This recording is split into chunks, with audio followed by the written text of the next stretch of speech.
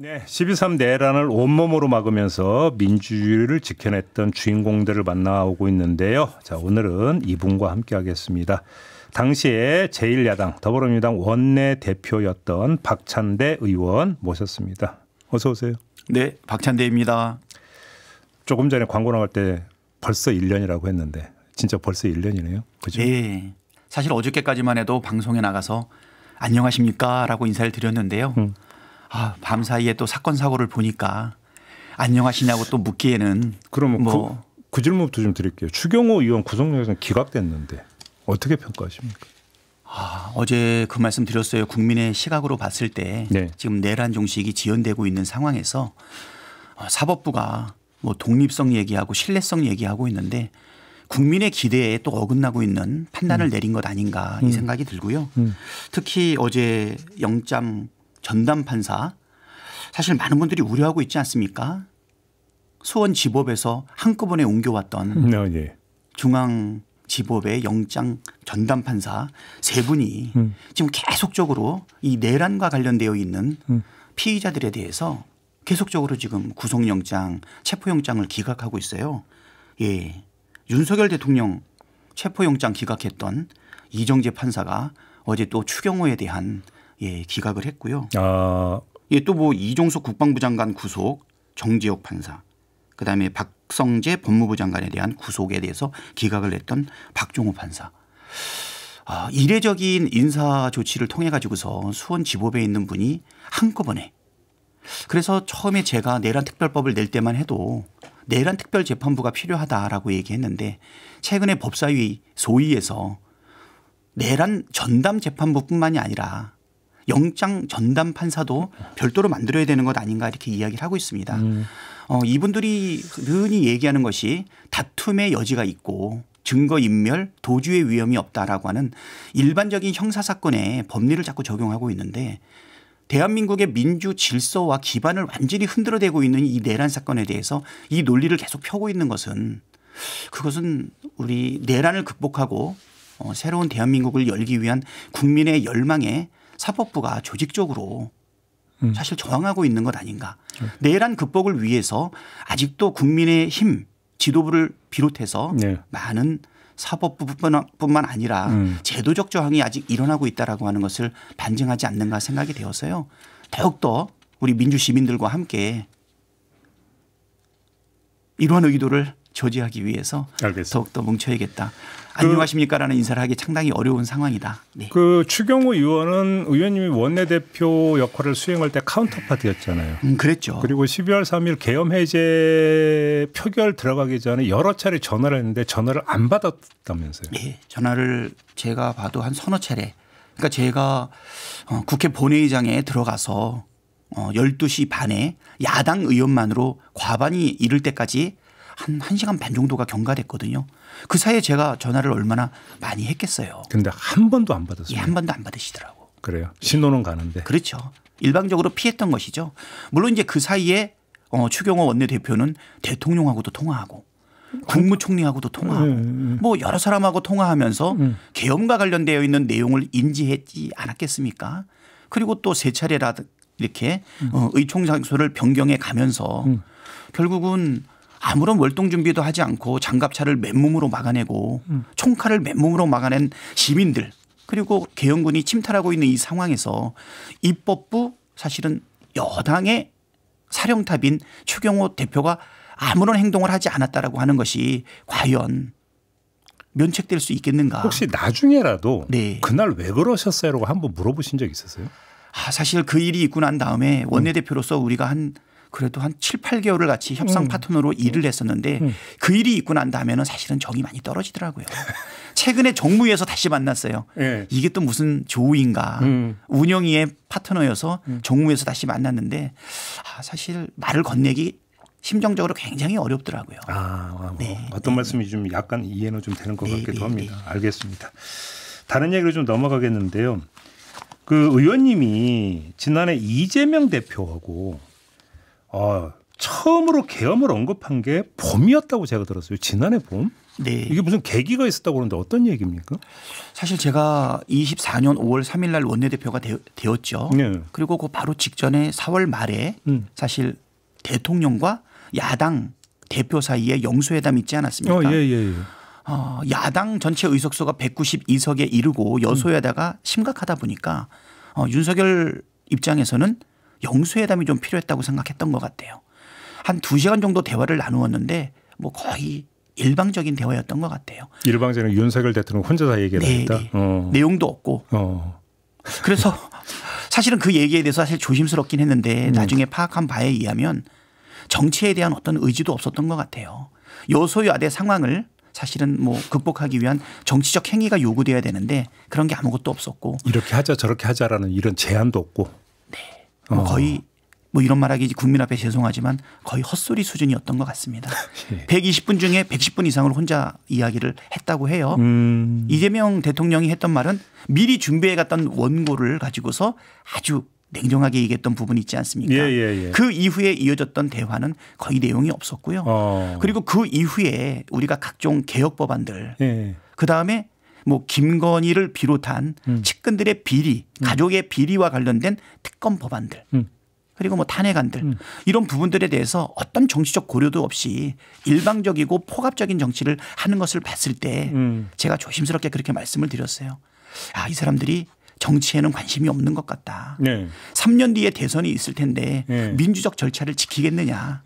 정권 유지와 비리를 덮기 위해서 모종의 수단 아니 극단적인 수단을 쓸 가능성이 높은데 그거에 대해서 거의 확신이 오고 있다. 이렇게 얘기했더니 대통령께서도 본인도 그렇게 생각하고 있다. 그러면 윤석열 대통령한테 그걸 느꼈다라는 얘기입니까? 그렇죠. 합리적으로 유추될 수밖에 없는 상황이었고요. 예. 그때부터니까 12월 3일로부터 거의 6개월 전부터 대통령과 저는 그거에 대한 마음의 대비가 되어 있었고요. 예. 지금 특검을 통해서 발견된 것들을 보게 되면 아주 구체적으로 언급된 거는 24년 3월부터 있었다고 하지 않습니까? 네네네. 그러니까 총선 전부터 그게 있었고 22년 말에도 싹 쓸어버리겠다라고 한 얘기가 나왔던 것을 보면 윤석열은 22년도에 대통령에 취임하고 난 이후에 그해 말부터 비상대권을 언급을 하면서 정치는 포기하고 결국은 가족 김건희의 비리를 덮고 자기들의 정권을 연장하기 위한 계엄에 대한 필요성을 가졌던 것이 나중에 발견된 것이죠. 영수회담 그 자리에서 이재명 대통령도 뭔가 좀 이상하다 이거 계엄할 것 같다는 느낌을 받았다는 얘기인데 혹시 비상대권의 비자라든지 계엄의 개자라든지 이런 것들이 나왔습니까? 아니면 그냥 그 느낌이었던 겁니까? 그런 건 전혀 없었죠. 네. 뭐 나 비상대권 할 거야 뭐 이렇게 얘기할 정도로 야당 대표한테는 그런 얘기 안 하겠죠? 예, 그랬죠. 예. 근데 사실은 어떤 기시감이라든가 합리적 예측은 있었던 것 같고요. 그래서 이 부분에 대해서 제가 말씀을 드렸을 때 거기에 대해서 공감하셨어요. 그래요. 충분히 그럴 수 있다고 생각합니다. 그러면 그 뒤부터 대비에 들어갔던 겁니까? 사실은 마음의 준비뿐만이 아니라 사실 국회 사무총장이었던 김민기와 이 부분에 대해서 여러 번 이야기를 나누었어요. 아, 그래요? 어제 저희가 모셨는데. 예, 그렇죠. 예. 김민기 사무총장은 사실은 국회 산림과 보안 행정 전체를 책임지고 있는 사람 아닙니까? 네네네. 저는 국회 운영위원장으로서 김민기 총장하고는 또 막역한 사이이다 보니까 사실 이 부분에 대해서 얘기를 많이 나눴어요. 계엄법에 대해서 개정의 필요성을 느낀다든가 막상 예기치 못했던 불행한 일이 벌어졌을 때 어떻게 대처할 것인가. 여러 번 대화를 나눴고 필요하다면 매뉴얼도 만들어야 된다라는 생각도 가졌는데 막상 12월 3일 날 그것이 딱 터지니까 제가 제일 먼저 한 일은 사실 계엄 해제 필요성에 대해서 곧 진행하려면 누구를 해야 됩니까? 국회의장과 야당 교섭단체 대표인 제가 해야 되지 않습니까? 그래서 국회의장과 우리 당대표의 사실은 신변 어떻게 동선 확인을 했죠. 아, 그것까지 그러면 김민기 사무총장하고 같이 수기를 하고 대비책도 세웠던 겁니까? 그러면? 그래서 여러 번 이 얘기를 했기 때문에 신속하게 계엄 해제를 위한 준비는 우리 둘 사이에 마음속에 준비가 되어 있었는데 다만 그 날짜가 12월 3일인지는 뭐 우리가 예측은 할 수는 없었죠. 그러면 어제 김민기 사무총장이 저희 인터뷰에서 뭐 염두 훈련이라는 표현을 썼는데 염두 뭐 그 계획도 세우고 염두 훈련도 여러 번 했던데 그 과정에서 의원님하고 상의도 많이 했던 거군요. 저하고 여러 차례 했죠. 아 그래요? 매뉴얼을 만들어 볼까까지도 생각했는데 그 매뉴얼을 만들면 이게 사실은 문서화되기 때문에 어제 그 얘기 하더라고요. 예, 상대방에 대한 경계도 유발시킬 수 있어서 예. 사실은 김민기와 저의 마음속에는 사무총장과 국회 운영위원장인 우리 둘 사이에는 여기에 대한 마음의 준비가 되어 있는 상황이었고요. 이거는 우리뿐만이 아니라 네. 그 이후에 10월 달부터 국정감사가 진행될 때는 우리 김민석 총리라든가 또 김병주 최고위원이라든가 부승찬 의원이라든가 이런 의원들에 의해서 사실 공식적인 김영욱 국방부 장관에 대한 질의까지 이어졌기 때문에 그러면 어제 김민기 사무총장하고 인터뷰할 때 이제 김민기 총장이 말씀해 주신 게 이제 계엄 선포 보고 국회로 달려갔더니 의장실에 갔더니 김명진 의원이 와 있더라. 이런 얘기를 하더라고요. 그럼 혹시 김명진 의원도 일정하게 그 준비 내지 대비하는 과정에서 일정한 롤이 있었던 겁니까? 김명진 의원은 개인적으로 우리 김민기 총장하고는 워낙 가깝고 속을 터놓고 얘기하고 있기 때문에 둘 사이에 얘기할 수 있는데 우리 셋이 같이 모여서 한 적은 없었고요. 예, 김민기하고 나 또 김민기하고 김영진이 했었는지 여부는 잘 모르겠어요. 그래요. 다만 저도 이제 제일 먼저 국회로 달려가고 난 다음에는 사실은 대표의 안전성 확보하고 의장님의 동선이 어떻게 되는지 확인하고 그리고 바로 국회 의장실에서 김민기 총장과 함께 어떻게 대비할 건지를 준비를 하고 그리고 나서 우리 의원들이 오는 것을 확인을 하고 바로 그 지점인데 대표의 안전을 지금 말씀을 주셨는데 네. 이재명 당시 대표가 국회에 있는 게 맞느냐 아니면 피신을 시키는 게 맞느냐 고민을 하셨을 거 아닙니까? 아닙니다. 국회에는 무조건 우리가 모이기로 했고요. 국회는 있는데. 네네. 제가 아마 계엄 선포 터지고 나서 한 10여 분 있다가 전 의원들이 국회로 모여라라고 얘기를 했고요. 그리고 제일 먼저 통화한 사람이 이제 나한테 알려준 사람은 김용민 의원이었고 그다음에 이제 바로 통화한 게 이제 대표였죠. 국회로 모이자. 의원들을 국회로 전부 소집해야 된다. 네. 그래서 저도 자연스럽게 그냥 담을 넘었고요. 네. 대통령도 담을 넘었고 국회의장도 담을 넘었죠. 다치셨다면서요? 아닙니다. 다 각각 행동을 했습니다. 아니, 몰려다니면 안 되기 때문에. 넘다가 좀 부상을 입으셨다면서요? 다쳤다. 네. 예. 지금 엊그저께 한번 그 담장을 가봤더니 그렇게 높지 않은 담정이라 평소에 몸놀림이라면 아주 가볍게 넘어갈 수 있었는데 그때는 많이 당황했던 것 같아요. 그건 좀 자기 합리화 아닐까요? 평소에 몸놀림을 말씀하신 것은? 아닙니다. 제가. 아니 사실 그래서 나름대로 안전하게 국회 대문이 통제되기 전에 넘어야겠다는 생각을 가졌는데 그래서 제일 안전하게 생각했던 게 2문과 3문 사이에 국회 경비대 건물이 있는 데거든요. 등잔 밑이 어둡지 않습니까? 넘는 중에 경찰하고 대치가 되는 상황이 벌어져서 급하게 뛰어넘다가 창살에 다리가 다 걸려서 거꾸로 떨어졌습니다. 그냥 얼굴부터? 예, 얼굴부터 떨어지고 신발은 바깥으로 떨어지고 어이구. 예, 발톱도 빠지고 또 발가락은 다 쥐뜯긴 그런 상태였는데 얼마나 긴장을 했는지 나중에 정회가 되고 거의 산해되는 수준에서 그때 통증을 느꼈으니까. 네, 그러니까 아마 뭐 목숨이 왔다 갔다 하는 그리고 풍전등화에 국가 위기가 있는 상황이기 때문에. 그러면 다시 돌아가서 이재명 당시 대표의 그러면 신변 안전이 확보가 돼야 되는 거잖아요. 예. 근데 국회에 있는 게 가장 안전하다 이렇게 판단하셨던 건가요? 두 가지 목적이 같이 있었죠.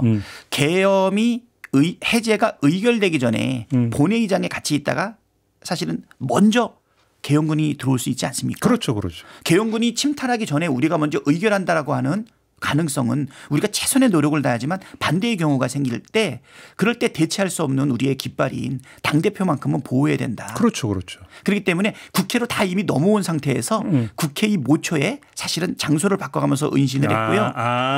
그러니까 국회 경내 안에 은신 장소. 그렇죠.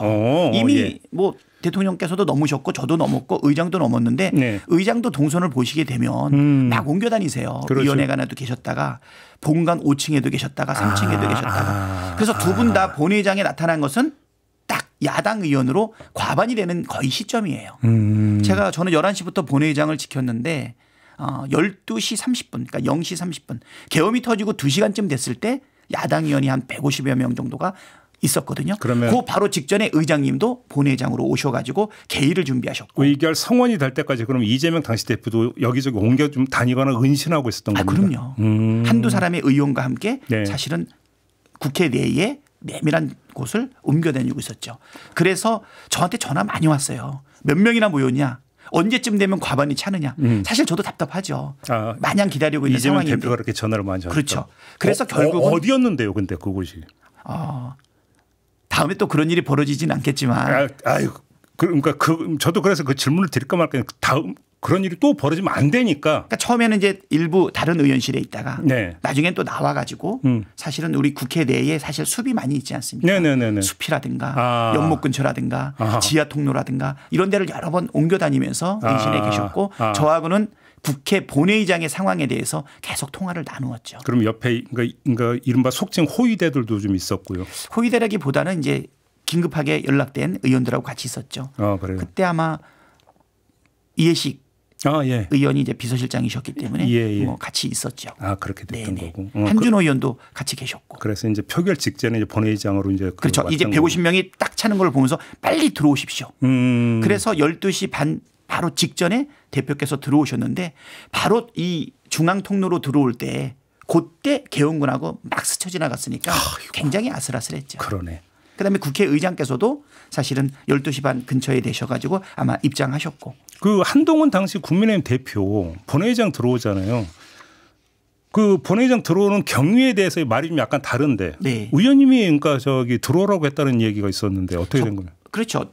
제가 분명히 기억하는 것은 한동훈 대표 의원은 아니었지만 국힘당 의원도 한 18명 정도가 들어와 있었습니다. 그런데 저희는 그분들이 들어와는 있지만 100% 가결에 찬성할 거다라고 하는 확신은 없었기 때문에 야당 의원이 과반이 될 때까지 기다렸는데 그 시간이 0시 30분 정도였어요. 그런데 그 전에 우리 로텐도어라고 본회의장 사이에 휴게 공간이 있는데 거기에 이제 국힘당 의원들과 한동훈 대표가 같이 있었는데 그쪽이나 우리나 초조하고 사실은 빨리 계엄이 해제돼야 된다라고 하는 부분에 있어서는 동일한 동감을 갖고 있었죠. 그럼요. 하지만 이제 계엄군이 침탈하고 로텐도어 밖에서는 시민이라든가 당직자 기자들과 함께 충돌이 벌어지고 뭐 유리창을 깨고 이런 상황이 있으니까 상당히 아마 불안했을 거예요. 그러겠죠. 특히 우리가 알지 못하는 내부 정보가 있을 수도 있지 않았겠습니까? 그렇죠. 사실 저는 당대표 국회의장은 기본적으로 체포 가능성이 높다고 생각해서 담을 넘었는데 한동훈 대표도 나중에 보니까 체포 명단에 이름이 있지 않았습니까? 만약에 내부 정보가 있었다면 상당히 불안했을 거라고 생각이 됐고 그 순간만큼은 약간의 동병상련을 느꼈죠. 안으로 들어오시라. 들어오시라. 제가 그 얘기를 했고요.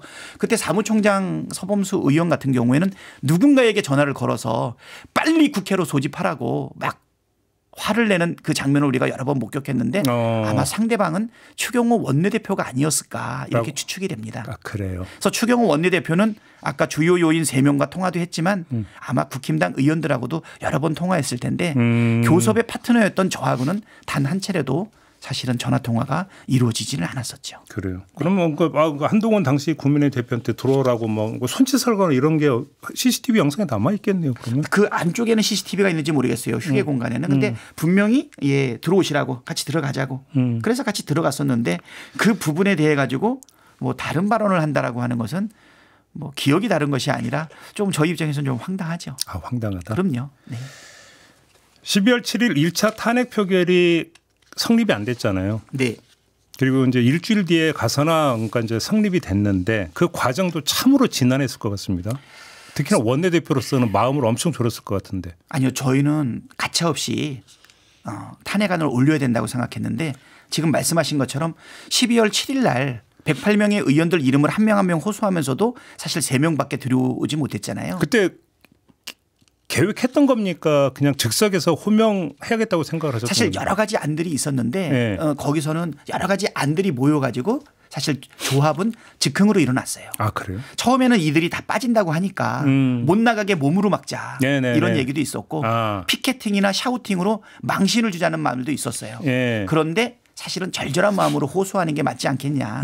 기다리자 또는 서 있자 또 이름을 불러서 망신을 주자 해서 여러 가지 아이디어들이 나왔는데 그때 제가 사실은 텅 비어 있고 안철수 의원 한 명만 앉아 있는 그 빈 좌석을 보면서 한 사람 한 사람 호소해야겠다는 생각이 들었고요. 그 순간에. 네. 그때 그 명단 하나 가지고 들어가서 그 이름을 외쳤을 때 우리 의원들도 다 같이 일어나서 외쳤고 맞아요. 나중에 영상을 보니까 밖에 있는 시민들도 TV를 보면서 같이 외쳤어요. 맞아요. 그렇지만 우리가 8명의 국힘당 의원의 표를 확보하지 못하고 했던 탄핵인데요. 사실 두 번째도 표를 확보했냐라고 하는 선배 의원들의 질책들이 많았습니다. 그때 그 목소리 좀 있었잖아요. 너무 서두르는 거 아니냐. 표 확보한 다음에 해야 되는 거 아니냐. 그 주장도 좀 있었잖아요. 사실. 그 주장이 많았죠. 그러니까. 하지만 저는 예. 계엄을 막아내고 예. 그리고 탄핵을 시켜야 되는 절차를 먼저 밟아야 되기 때문에 역사와 국민을 믿고 갈 수밖에 없다. 이 생각으로 8명의 확보는 없었지만 국민을 믿고 가자라고 했는데 그 다음 주에 한 200여만 명이 여의도에 모이지 않았습니까? 국회를 포위하고 국민의힘을 압박했죠. 결국은 국민의힘 의원들이 국회로 들어와서 표결에 참여할 수밖에 없었고 비밀 투표를 통해서 12명 이상의 국힘당 의원이 가결표를 던지지 않았습니까? 저는 그때가 아니었으면 놓쳤을 거라고 봐요. 물론 12월 14일 날 안 돼도 21일이 안 돼도 28일 저는 계속할 계획이 있었는데 많은 반대가 있었지만 12월 14일이었기 때문에 204표로 가결할 수밖에 없었다.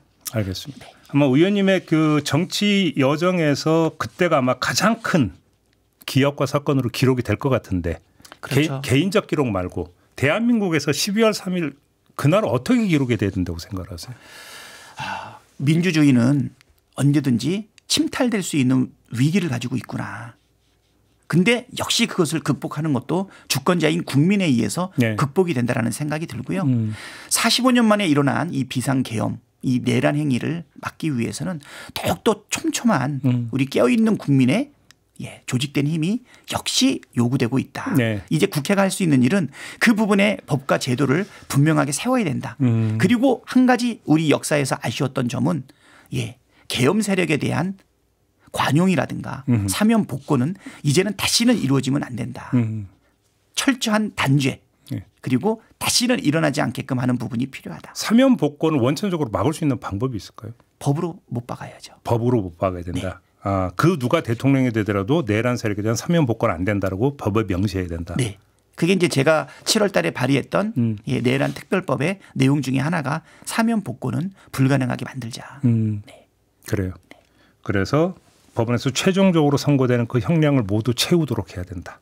이런 것이고. 네. 그래서 그것이 사실은 하나의 본보기 삼아야 된다 이런 말씀이신 거잖아요. 네, 그렇습니다. 우리가 친일 청산하지 못하다 보니까 아직도 여러 가지 갈등이 많이 있지 않습니까? 그렇죠. 극복하지 못하고 미래로 나가지 못하는 것처럼 내란 사건에 대해서는 단호하게 역사적 심판을 내려서 대한민국에서 다시는 이런 일이 일어나지 않게끔 해야 된다 생각합니다. 그러게요. 국회의 존재 이유를 유감없이 또 보여준 게 바로 12월 3일 그날 계엄 해제 표결 가는 그 과정이 아니었나. 그다음에 그 뒤에 진상규명하는 과정 아니었나. 이런 생각도 좀 개인적으로 좀 한번 해봤고요. 고생 많이 하셨다는 말씀드리면서 오늘 인터뷰 좀 마무리해야 될 것 같습니다. 고맙습니다, 의원님. 네, 감사합니다. 네, 박찬대 더불어민주당 의원과 함께했습니다.